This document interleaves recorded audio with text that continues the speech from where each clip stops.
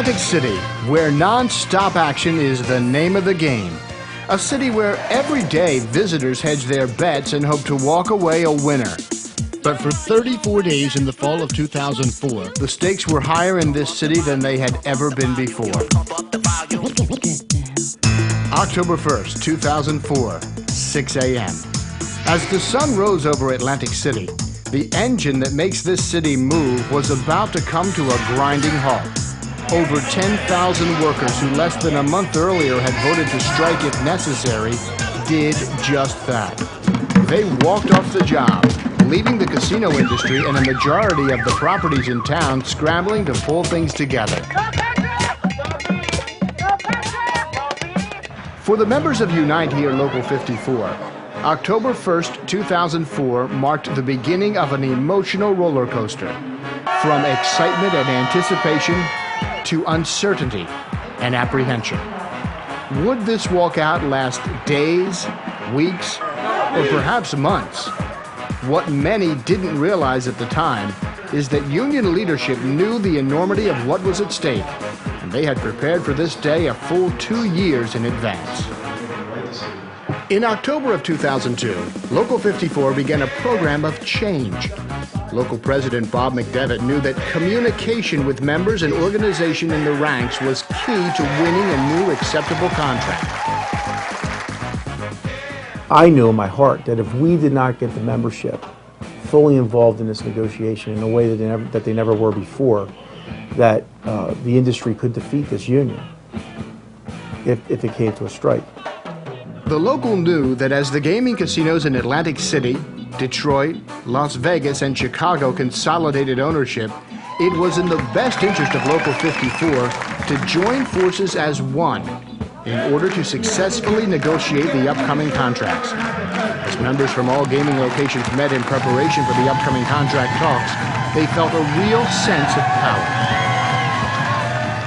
The fact that we had over 500 leaders in the room during that convention was the first time in the history of our union where we had that kind of leadership come together over an issue that was something everyone should be talking about. It wasn't a general membership meeting, it wasn't an election. This was a meeting about the future of the union, and it was the first time we had so much leadership in one room at one time making those decisions. August 23rd, 2004. The gaming companies are surprised to see how organized the union is leading up to contract negotiations. 7 days later, August 30th, the second citywide negotiation takes place. As the gaming companies took a hard line, local leaders could see the gaming companies beginning to splinter.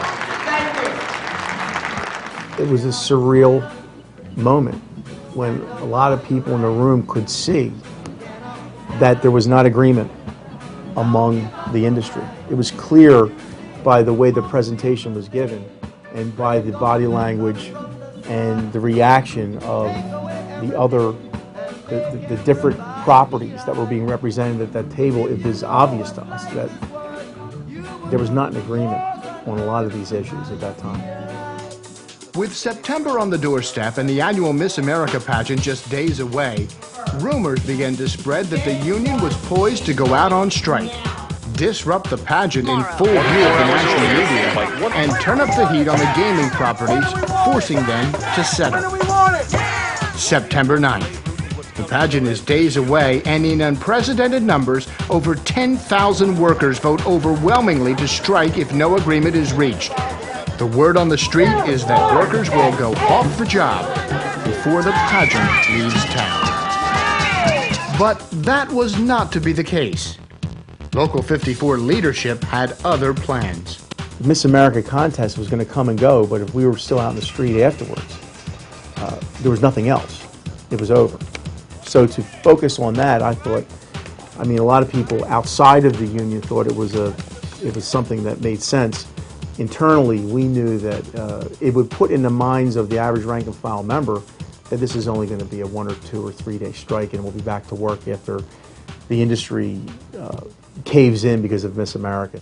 Gaming giant Harrah's gets even bigger. With the purchase of Caesars Entertainment approved, both Harrah's and Caesars started bargaining together. For Local 54 leadership, the picture they had anticipated was taking shape just as they had imagined. They knew that as the gaming industry consolidated, a strong, unified union was more important than ever.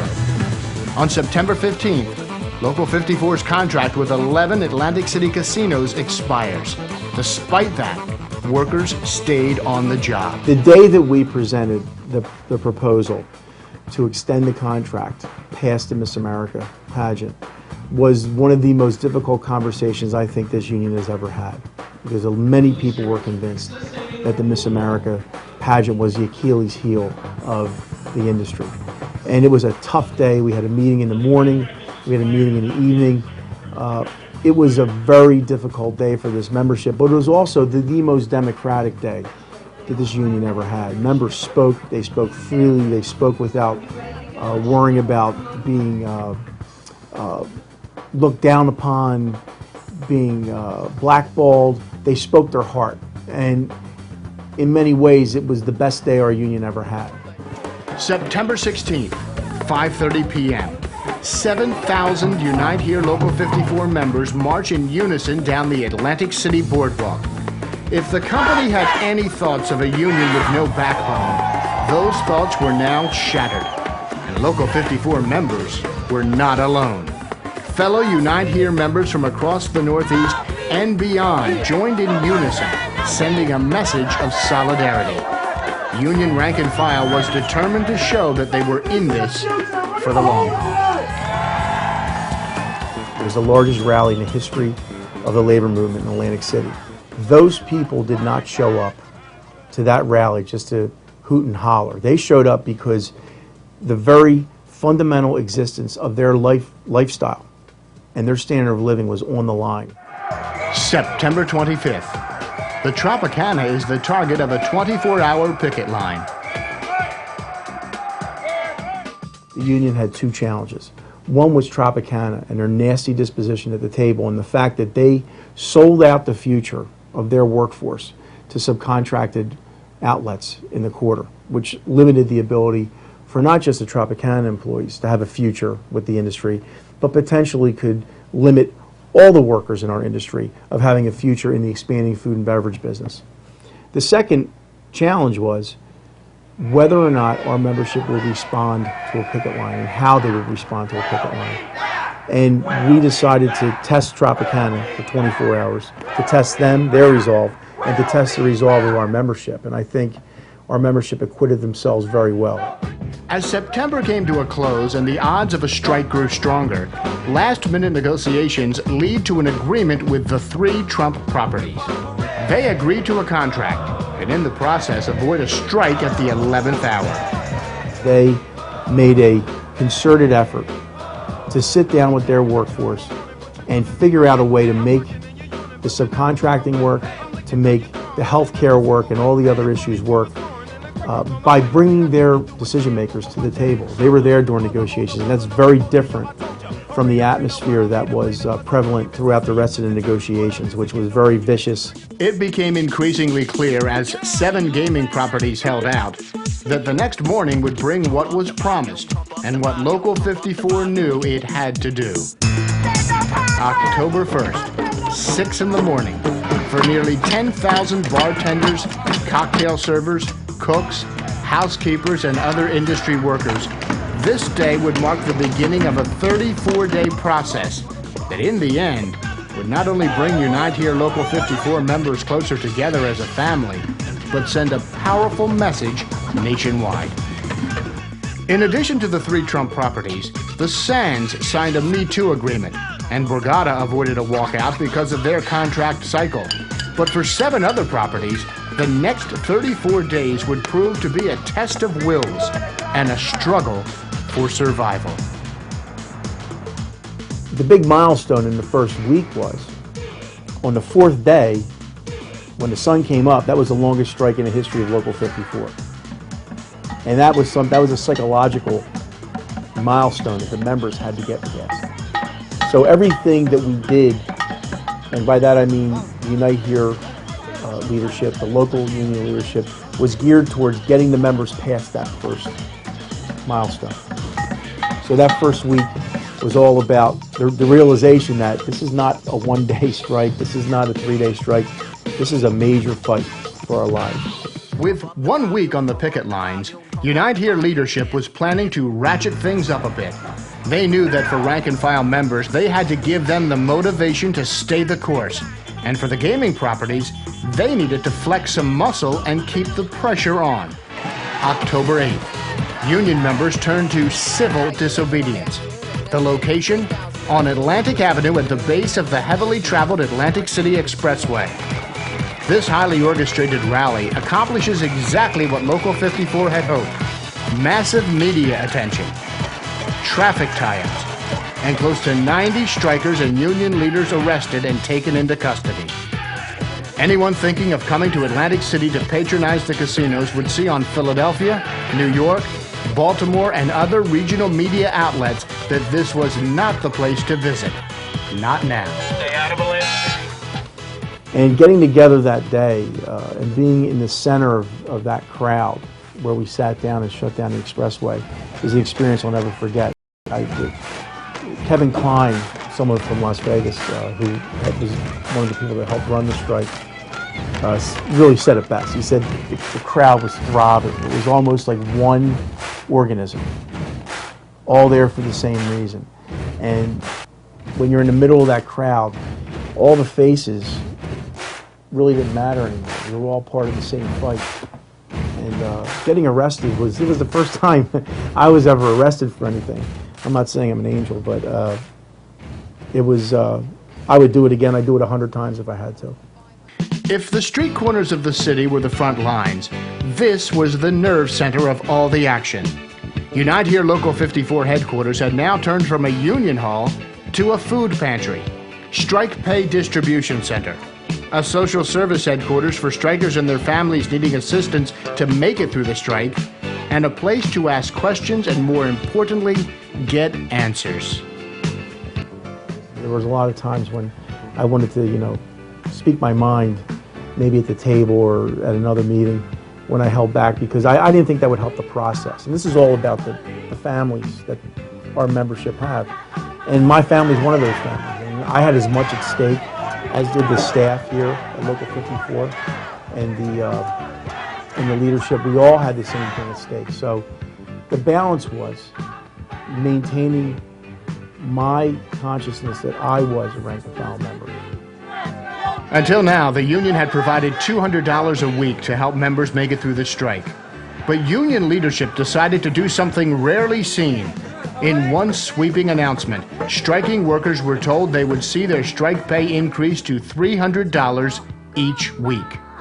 This move not only brought real dollars to families in need, it reinforced in the hearts and minds of the rank and file that union leadership had the pulse of the people and was right there with them in their struggle. October 15th. For the first time since the strike was called, both sides sit down to negotiate. Less than 2 hours into the talks, both sides get up and walk out. As workers remained off the job, the gaming properties brought in temporary workers and management to fill positions. Daily play in the media, a decrease in traffic. With each passing day, the casinos were feeling the pressure. October 16th. In what proved to be another benchmark day, 12,000 people took to the streets in a massive rally and march down Pacific Avenue. Not only did Unite Here locals from the East Coast join in, but other area unions as well, and the general public, sympathetic to the strikers and their plight. Union President Bob McDevitt and 2 others were arrested. On October 20th, then New Jersey U.S. Senator John Corzine visited the picket line, stopping on the boardwalk to meet with strikers.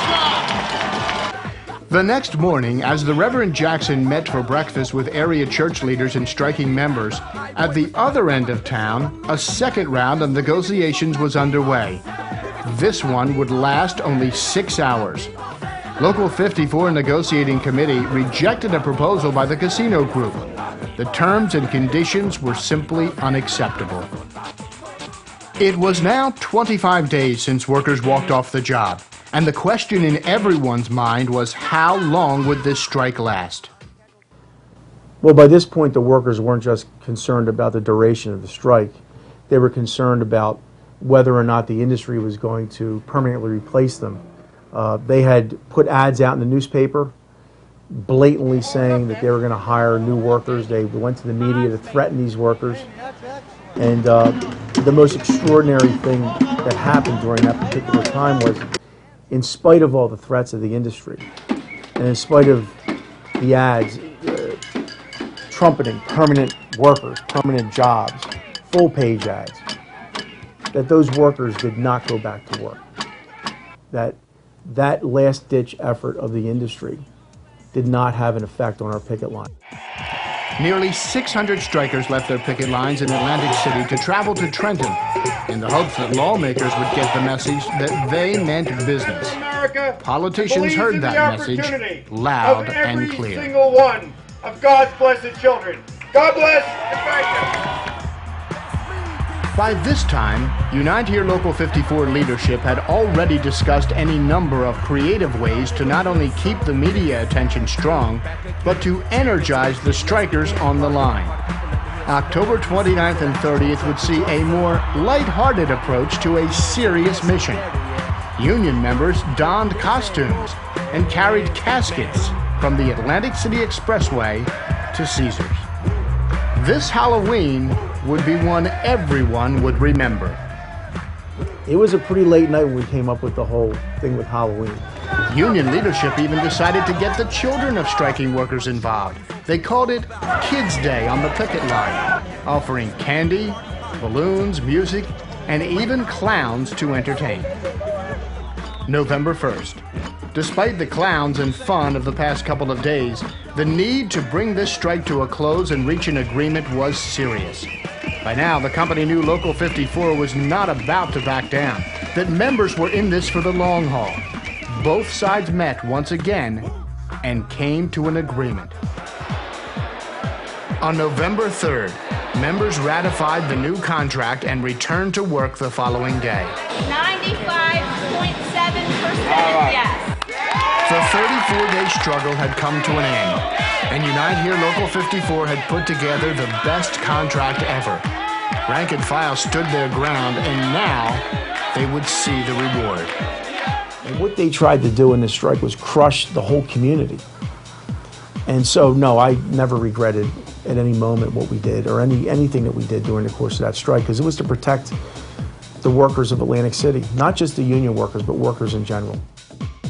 Records would later show that during the walkout, the casino industry in Atlantic City lost a combined $60 million.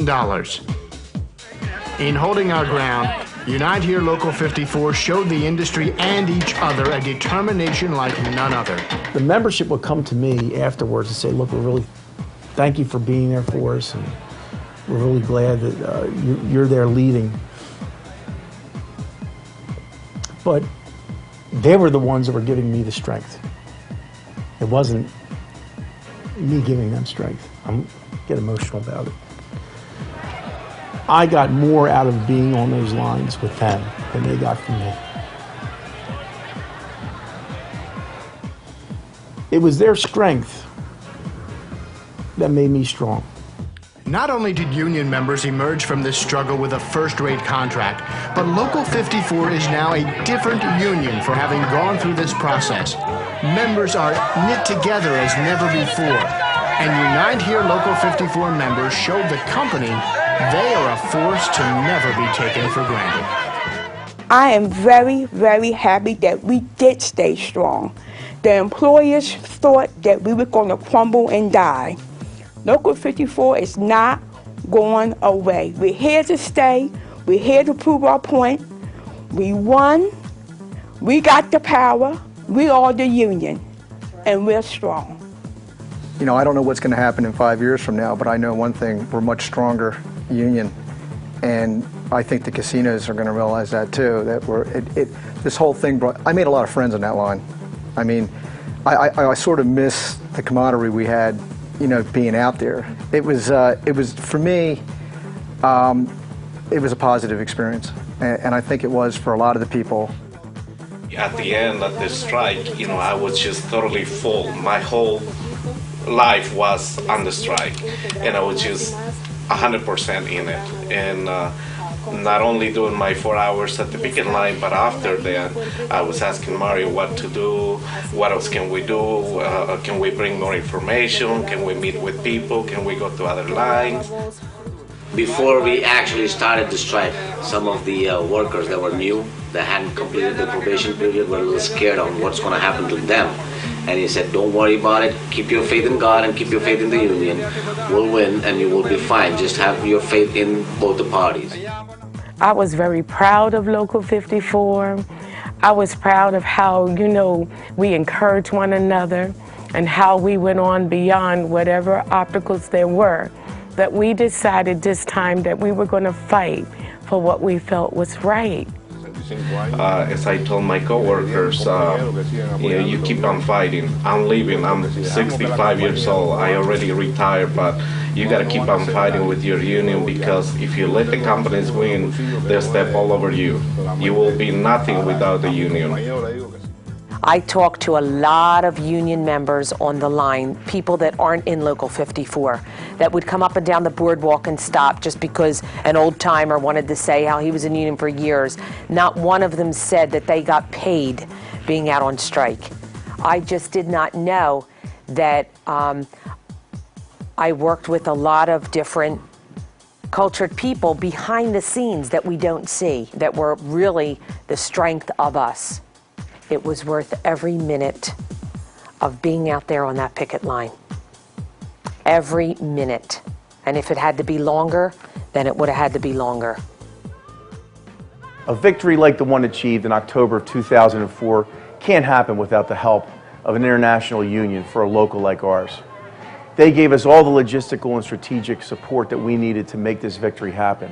And for that, we'd like to thank John Wilhelm and Bruce Rayner, our co-presidents, Dee Taylor, Secretary-Treasurer of Local 226, and his partner, Gioconda Arguello-Klein, who is the president of Local 226 and who was my partner many times on the picket line, someone who was just there for me every step of the way. Her husband, Kevin Klein, who is an organizing director of Local 226.